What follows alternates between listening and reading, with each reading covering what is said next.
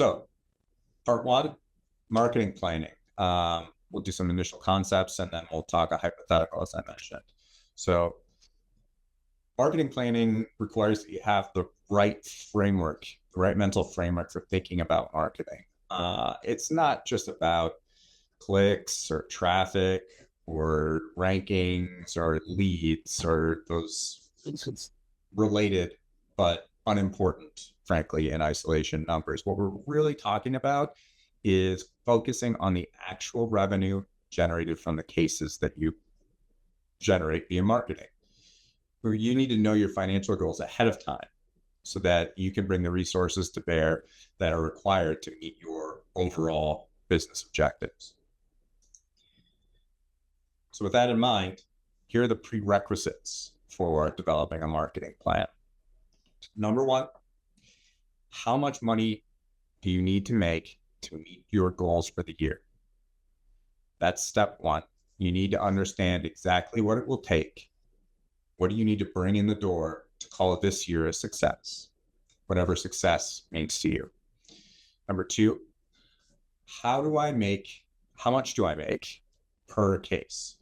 How much revenue do I generate? What's my gross per case? How much does it cost to generate one case? So we not only need to know how much we make per case, but how much does it cost us via a variety of marketing channels to generate these leads and cases? And finally, how many cases can I handle, right?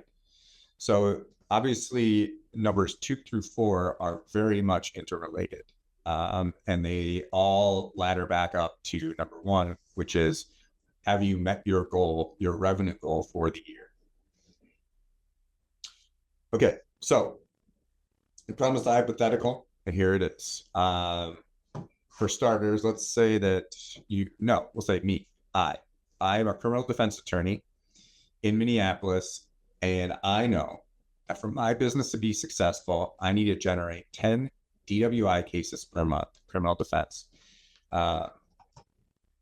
So in order to start our marketing planning, what we need to do is figure out how much it costs to generate cases from Google Ads for DWI. And we have to back all the way out, because nobody has that specific metric, to what it costs to generate a click, because that is the highest level metric we can get from Google, is the cost per click. So I'm going to take us on a side mission here into Google Ads and take a look at the keyword planner. Anybody can set up a Google Ads account. It's free, no obligation to buy. You might need to enter a credit card to use the keyword planner, because you'll have to set up a campaign, but you don't need to spend $1. Now, here is where we get our data from. In the left sidebar, you'll see tools and then keyword planner. So click in there. And what we want to do first and foremost is discover new keywords. Okay, so here we are. I have a pretty straightforward business model. I do not do assault cases. I do not do homicide. I don't do domestic violence. All I do are DWI cases. I do them extremely well. So let's keep it simple. Enter products or services that closely related to your business. How about DWI lawyer? There we are. Now, I want you to notice a couple things here. First, English is default language. We have additional targeting options below the practice area or the products and service area here. The first is English as a default language. We're not going to mess with that. The second is geo-targeting. Now, this is very important. As we discussed, I'm a Minneapolis lawyer. Right now, this is targeting the entire United States. We will burn through that ad spend in about 15 minutes, and I will get probably close to 0 that are anywhere near my location. If I'm only licensed to practice in Minnesota, I probably won't get any cases that I can actually try. So let's adjust that targeting. United States, country. Let's draw it back a bit. Let's look at Minneapolis. So what's interesting here is that we have the city of Minneapolis with a reach of 4.1 million. And then we also have the Minneapolis-St. Paul DMA region, which is the Nielsen media region. We also have Hennepin County and Ramsey County. So the Nielsen DMA region reaches over into Wisconsin, goes down to the Iowa border, over to the Dakotas, and almost up to Canada. I think that's a little bit too broad. So instead, let's say Hennepin County, which is the county where Minneapolis is located,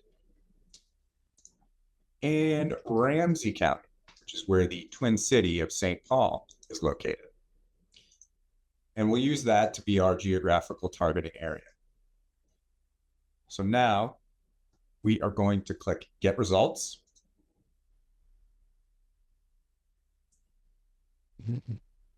And here we see a lot of options, a lot of fluff, but this is the line we're interested in. I'm going to go ahead and annotate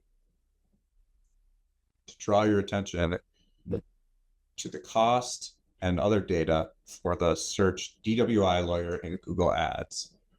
Okay, so first things first, we can just ignore basically all of this.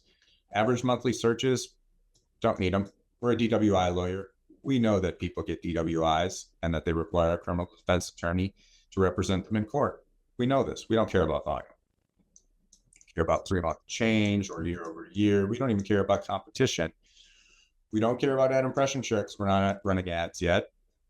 Now, the part we do care about, top of page bid, low range. This means that there is a range of $23 to $89 in the next column for the cost of a click, or the cost of a click at the top of the page. On the low end, it's going to be $23, which might be at 5:30 a.m. on a Sunday.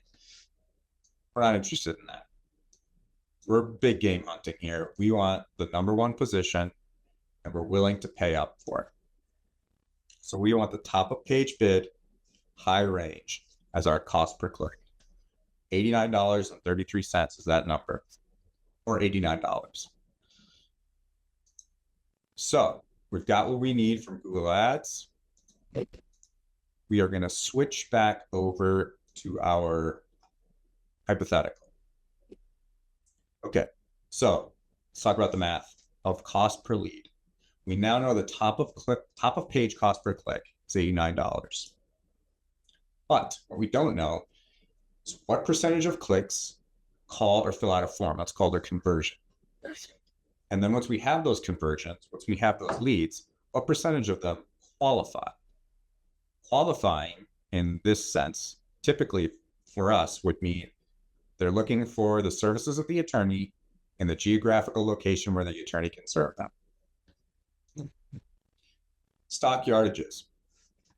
Typically, we're going to say that you're going to see a conversion rate of around 10 to 20%. So between 1 and 2 out of 10 are actually going to fill out a form and give you a call. Then 30% of those are actually going to qualify, looking for what you do, where you do it. That it might be a little low, but we always want to be conservative so that we know that it's better to be conservative than too liberal with these numbers, because you don't want to go in expecting to spend $1,000, not getting any impressions or clicks, burning every penny, and not even having your impressions at the top of the page. I digress. We're going to go with 10 to 20% conversion rate, 30% qualification rate. So the cost per lead range on the low end is going to be 89 times 5, which is 20% of 100. So the higher conversion rate means the lower cost per lead. And then you multiply that by 0.3, which is 30% of those being qualified. And then we do the same on the high end, which is 10% conversion rate. We get $133.50 to $267 cost per lead. cost per qualified lead. Now, let's continue the math. We got to move from cost per lead to cost per case. We need to know how much it costs to generate a case. So the cost per case range is going to be the cost per lead range, which is $133.50 to $267, divided by the close rate. The close rate is how many qualified leads it takes to get one case. Okay. Stockyardage here. For criminal defense cases, from our experience, the close rate on qualified leads is about 50%, 50 to 60%. So 1 out of 2. So your cost per case is going to be $133.50 divided by 0.5 to $267 divided by 0.5, which is $267 to $534 cost per case. That's your expected cost per case. Multiply that by the 10 cases we need. You're looking at $26.70 to $53.40 in ad spend per month. Asterisk. Why? You got to include your overhead here, your agency or your in-house team. I cannot stress enough how important it is to have a professional managing your PPC spend. Things like account setup, bid strategy and targeting, copywriting, and landing page optimization. If you don't do those, then the numbers that I showed on the previous pages don't mean anything, because you're likely going to be burning a lot of spend on irrelevant traffic, crappy leads, all of the above. You need to have either an agency or an in-house team. Am I biased? Yes. But I have a lot of experience here, and I can tell you this stuff is hard. So this is what PPC specialists are experts in. What are you expert in? Legal research and writing, motion practice and legal procedure, arguing. Admirable traits, admirable skills. None of those is going to help you set up, optimize, or configure bid strategies for a PPC campaign. So now that we've gotten there, we know what we need in order to compete. You got to be able to answer these questions before you commit to spending on marketing, right? So 1, what is my revenue goal? 2, what does it cost to generate a lead? 3, and this is important and we didn't really get into it, but are my leads turning into cases? That's incredibly important. If you are finding that you are generating a ton of leads and you're not converting them to cases, there is an issue that needs to be dealt with there. Nothing makes me angrier than when a specialist says, we haven't generated any leads that have turned into cases for this client, but they've got a great cost per lead. It's meaningless. That's a vanity metric when you're not generating any cases. So if you are seeing a ton of leads, or if you're hearing from your PPC specialist or PPC agency that you got a great CPL, there's a disconnect there. And if they're not going to be proactive about it, you should be proactive, get them on the phone and explain to them that the most important thing is signing cases and that you need help figuring out where in the funnel things are going wrong.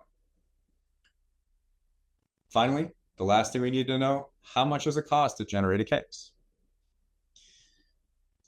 Oh, and by the way, you have to answer the last 3 questions here for every marketing channel that you're going to spend it.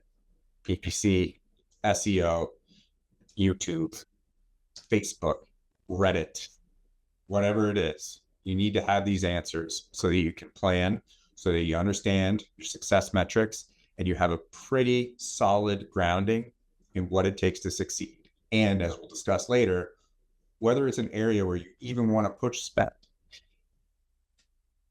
I don't want to spoil, so we'll leave it at that for now.